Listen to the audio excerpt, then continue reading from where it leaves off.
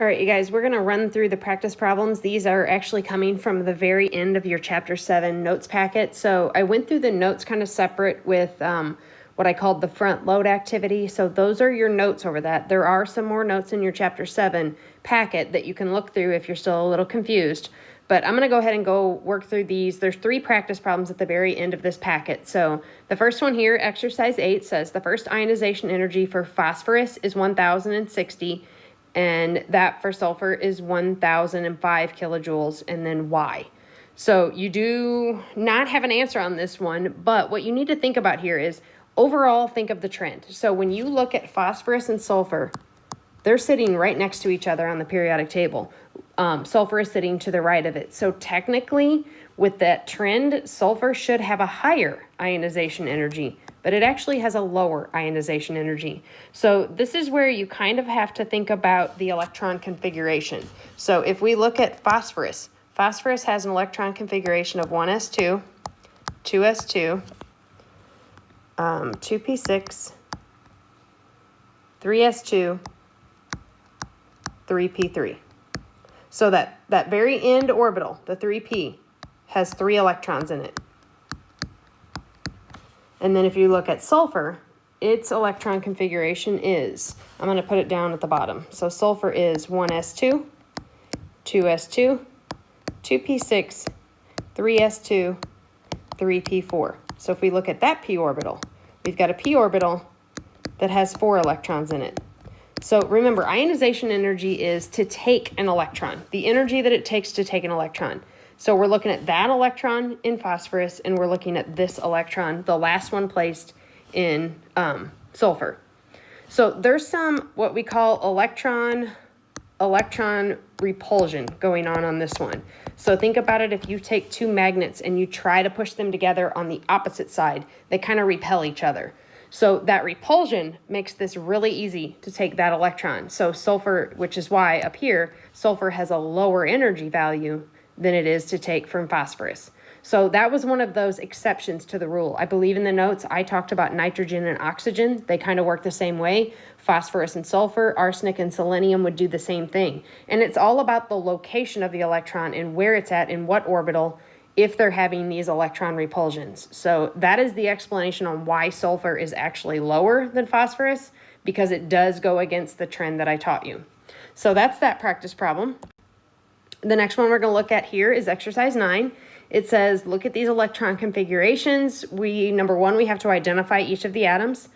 We have to determine which one has the largest first ionization energy, and then which one has the smallest second ionization energy. So remember, first ionization means the first electron that's taken. The second ionization would be the second electron. So to identify these elements, and I'm going to kind of work below, if you look at letter A, remember you count those superscripts. So on the first one, you got 2 plus 6, that's 10. So that's neon, if you look it up. So that one's neon, and then on the next one, on B, if you look that one up, that is, you're adding one more. So after neon is sodium.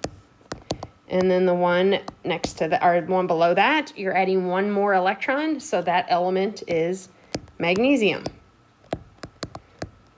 So what you have to think about for first ionization energy is you have to think about where is it going to be hardest to take that electron. So if you look at, let's just look at letter B. I'm going to kind of put it with where I wrote.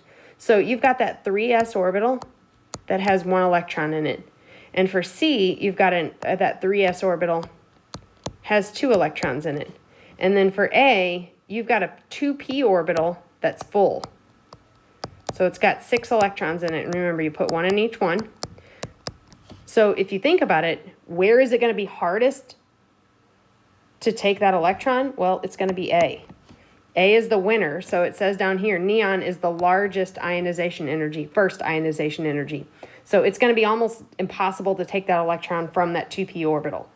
So which one would be the easiest? Well, it's going to be sodium. So sodium really doesn't have anything by it down here. And then when you think about it, the second ionization energy, so if magnesium loses 1 electron, then it's going to be, this one's going to be really easy, because if this one's already gone, then from sodium, it's going to have to take it from that 2p orbital, and it's going to be hard.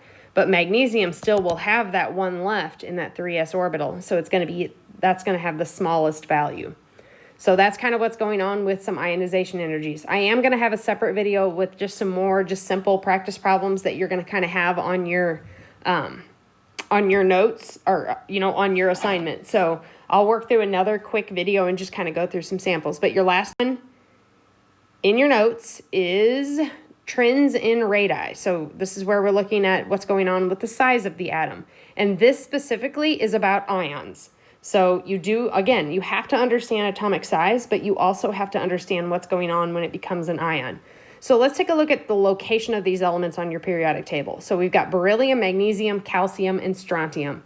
Now, those are all in group 2, and they're all stacked up. So it's beryllium, and then magnesium, and then calcium, and then strontium. So they're all in group 2. So group 2 elements always lose 2 electrons. So each one of them are going to be 2+. So what we're going to think about here is first, what is the size of the atom? So not even talking about ions. If I'm looking at the size of the atom, as I go down a group, if you look back at your notes, the atoms get bigger as I go down a group. So let's say this is beryllium. Well, then magnesium would be a little bit bigger. Calcium would be a little bit bigger than that. And then strontium would be the biggest atom. But what you have to understand is when they lose electrons, and every single one of these, they're saying, is losing 2 electrons. When they lose electrons, that atom shrinks. It gets smaller than the original atom. So let's say this one shrinks down to that size. And then this one maybe shrinks down to that size. And then this one shrinks down to maybe that size. And then this one, maybe that size. So again, the trend is still the same. For this is the atom. This is the ion. The ions still get bigger as you go down. So they said to predict the trend. So what they said is beryllium is less than magnesium. Magnesium is less than calcium. So they get bigger as you're going down. So they've got the trend right up here. Beryllium is less than magnesium. Magnesium is less than calcium. And calcium is less than strontium. And that's kind of it for the trends. So again, you do have to understand atomic size, but you also have to understand what's going on with ionic size.